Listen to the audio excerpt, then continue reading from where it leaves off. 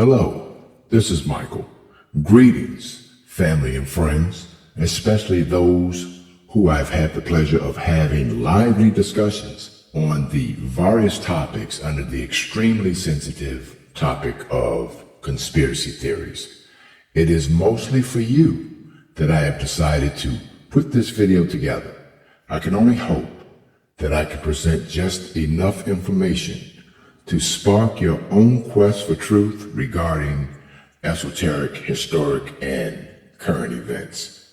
You see, I live 5 miles from the White House and 2 miles from the Pentagon. This affords me the opportunity to speak with people from all over the world, all walks of life, all levels of education, professions, tax brackets, age groups, and worldviews. I continue to learn, no matter what position some may hold, even some with the highest academic and professional accomplishments, in addition to many who consider themselves well-read on world events. Upon speaking with many of you regarding your worldview, a pretty large percentage of you simply have a compartmentalized understanding of what is actually happening politically, economically, and even technologically in real time in the world at large. So, should you discover, after viewing this video, that the previous statement applies to you, please be kind to yourselves. You may not be aware of world political and economic events currently taking place, not because you are unintelligent. It is not because you are sleeping or your head is in the sand, as some would say. I have discovered it is simply because you are caught up in the everyday hustle and bustle of meeting the responsibilities and requirements of your daily lives, combined with the fact that your daily source of news and information is predetermined by the 6 corporations that own most of the U.S. media outlets. At surface level, they literally control what you think. So I'm going to share with you a brief summary of a project called Agenda 21 that many people still think is actually a conspiracy theory. The Earth Summit Environmental Leadership Act, as this is known, presents us with an opportunity to follow up on the important work of the Earth Summit to develop its blueprint, Agenda 21, for global environmental action. Now, since its original approval by the U.S. State Department, along with its continuing worldwide oversight by the United Nations, over the years, Agenda 21 has expanded and has taken on new names and expanded projects. So I will simultaneously include some of the more commonly known titles that you may even be aware of, such as the 17 Sustainable Development Goals, the World Economic Forums, the Great Reset, and the exotic digital features and advancements of artificial intelligence, quantum computing, digital currency, blockchain accounting, transhumanism, and the Internet of Everything, including you. We have entered into the age of what's now being called the 4th Industrial Revolution, all of which you will be able to get more information on from the supporting links in the description box below. For the purposes of keeping this video short, I will refer to them under the label of Agenda 21. And one final note, since this is probably the last video on this topic that I will spend any time on, all of my previous videos will be subordinate to this current production.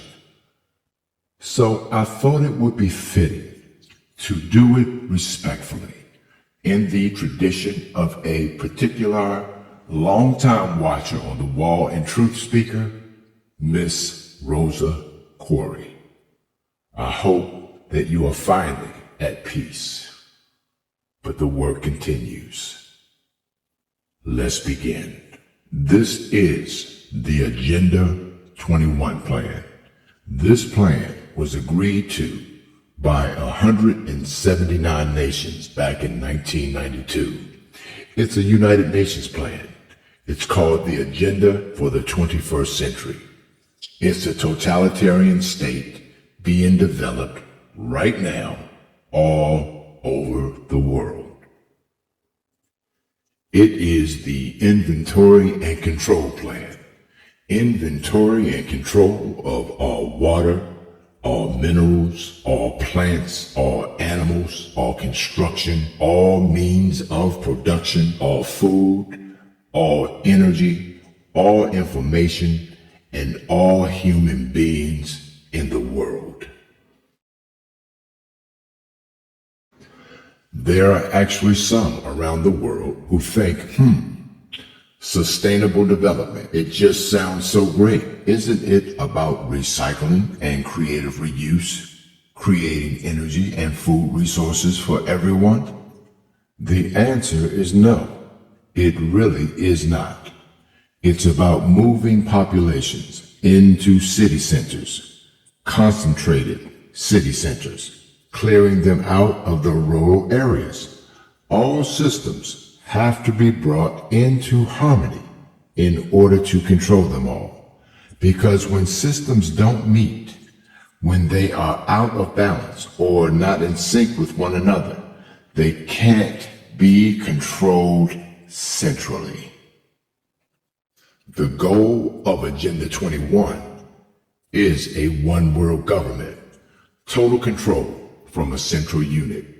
Every nation that has signed on to Agenda 21 has its local Agenda 21 plan. In all appearances, most people in the United States are completely unaware of this. When I actually go out and talk about this, it's not unusual for me to be completely dismissed. At times, I have even been verbally attacked and called a conspiracy theorist, which is absolutely ridiculous. It's a conspiracy, but it's not a theory. It's a fact.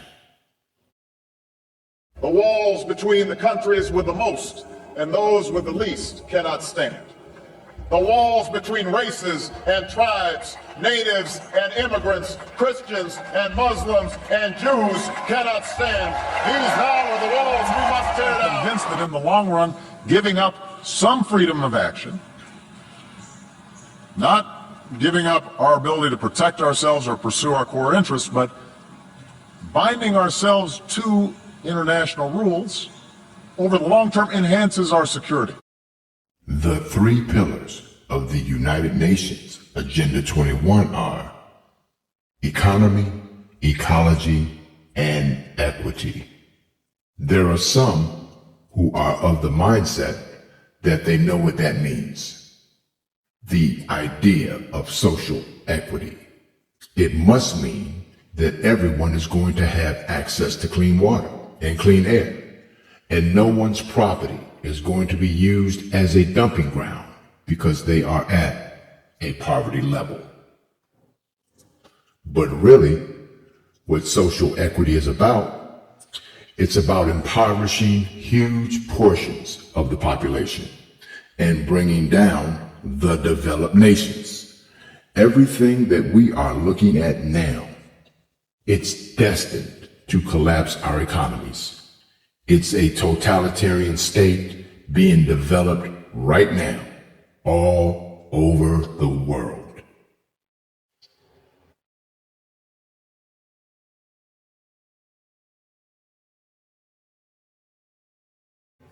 What major corporations want in this fascist development is to be able to have full movement of workers without borders and without boundaries, to be able to move their goods through without regulation and to reduce wages. So this is the goal, and this is what you'll find with social equity, and of course, economy and ecology. These are the three circles: economy, ecology, and social equity. Where they meet in the center is balance.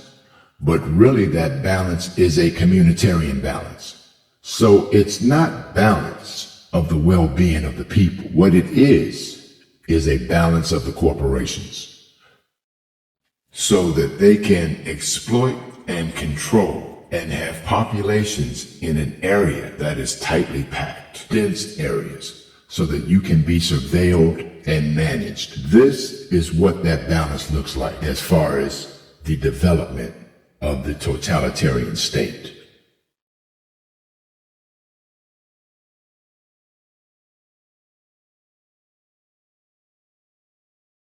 Literally, as I speak these words, in the year of 2023, there are now millions upon millions of surveillance cameras, monitors, and sensors tracking the movements of its citizens.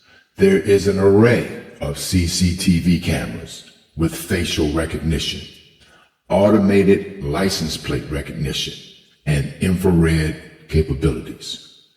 There are Wi-Fi sniffers that collect identifying addresses of network devices, management systems that gather identifying information like your ID number, photo, ethnicity, address, and vehicles are subject to location trackers 24 hours, 7 days a week.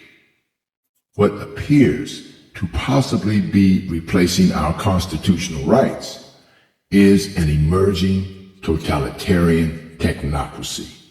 The digital stage that is being set is ripe for unchecked human rights abuses and eventually may become our digital prison.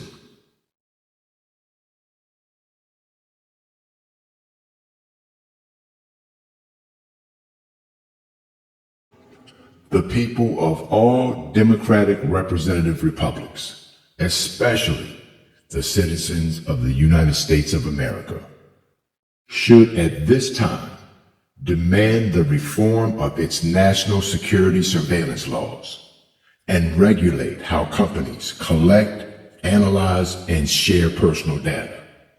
Now is a good time to start a campaign for the protection of your rights. It's possible that it's a little late in the game. However, now is still a good time to start a campaign for the protection of your rights. The worst case scenario, at least you'll be able to live and die with having done something.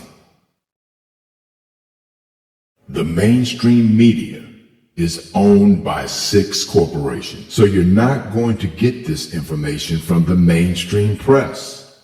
As I stated earlier, the mainstream media is owned by 6 corporations.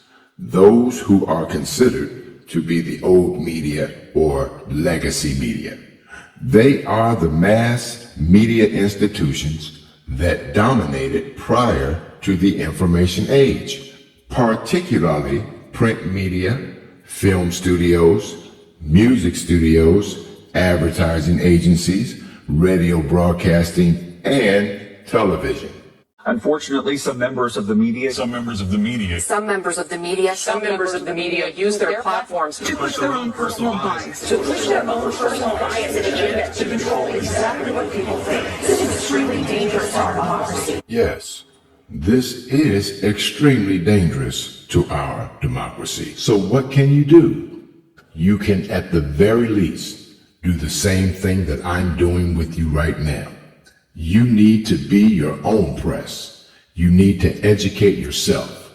You need to get out there and educate your neighbors, your community, your real community, your family. You need to help your children understand that they are being indoctrinated from pre-kindergarten to postgraduate school. All of us have a responsibility to ourselves and to others. We must be a true community. We must maintain our personal freedoms. Allow me to jog your memory. Right now, we are still free. We are free, and we need to continue to be free. This new digital technology will not be stopped. However, we currently still have a representative government, though it may seem to have been greatly eroded. However, we still need champions to continue the fight for our inalienable rights. Will you play a part in that? Many of the defining events of today is often attributed to the signing of the Federal Reserve Act, which was signed into law by President Woodrow Wilson, December 23, 1913. A quote that is famously attributed to President Woodrow Wilson in 1919 reads as follows: "I am a most unhappy man. I have unwittingly ruined my country. A great industrial nation is now controlled by its system of credit. We are no longer a government by free opinion, no longer a government by conviction and the vote of the majority, but a government by the opinion and duress of a small group of dominant men."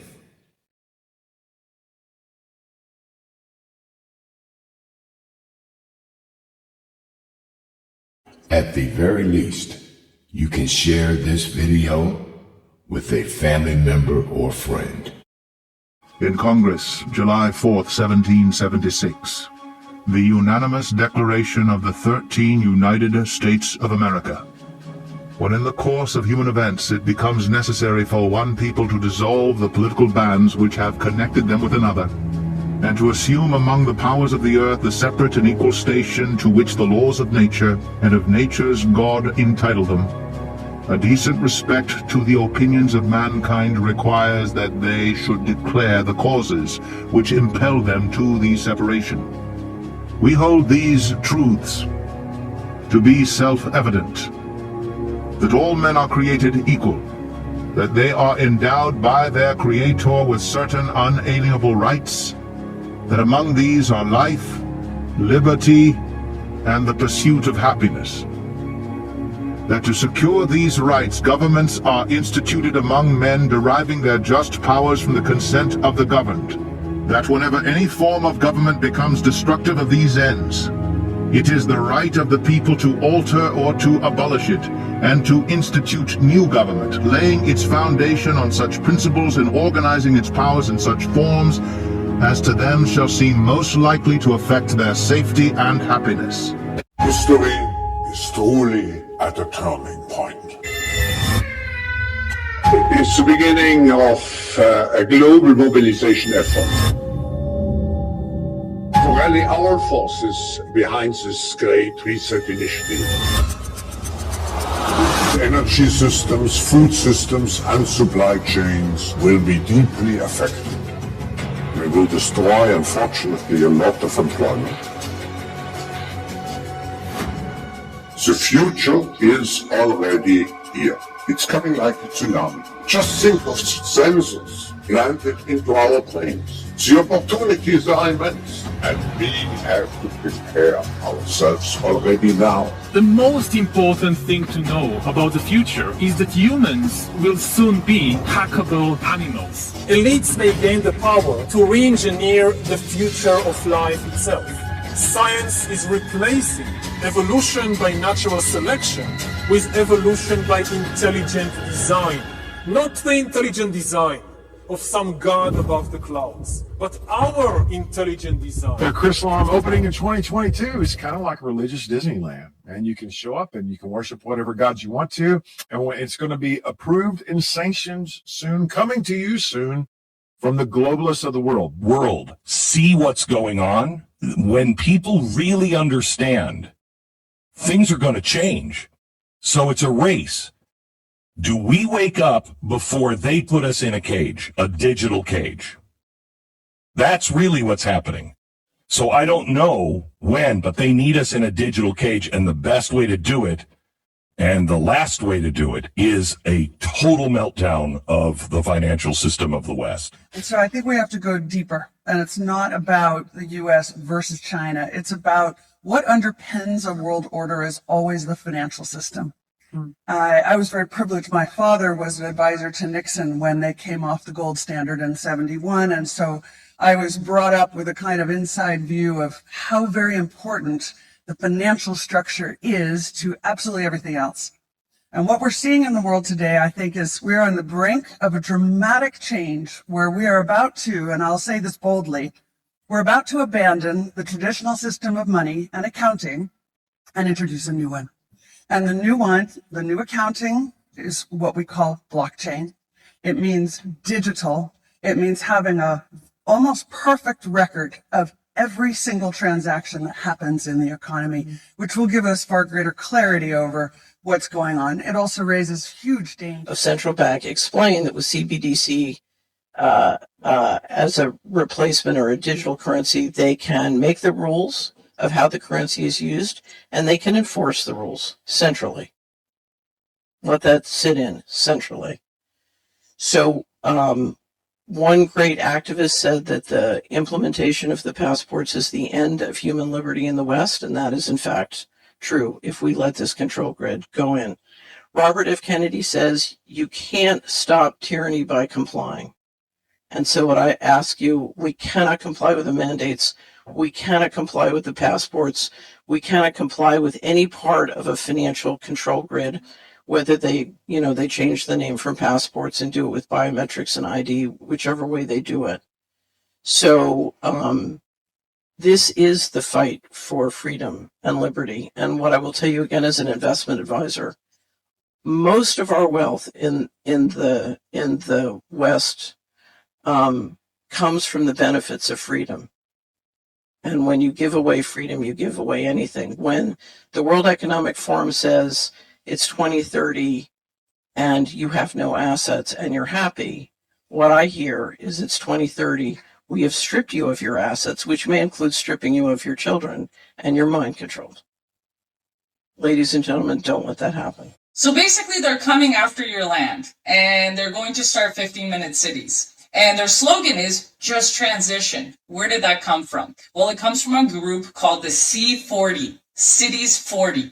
They are trying to make certain cities, almost all major cities in the world, 15-minute cities. And for us rural folks, they have planned to land grab. How will they do this? They are starting to make changes in our land use bylaws without our knowledge, without any votes or anything. This is a time to get involved because they have not passed this yet and they want to pass it September this year.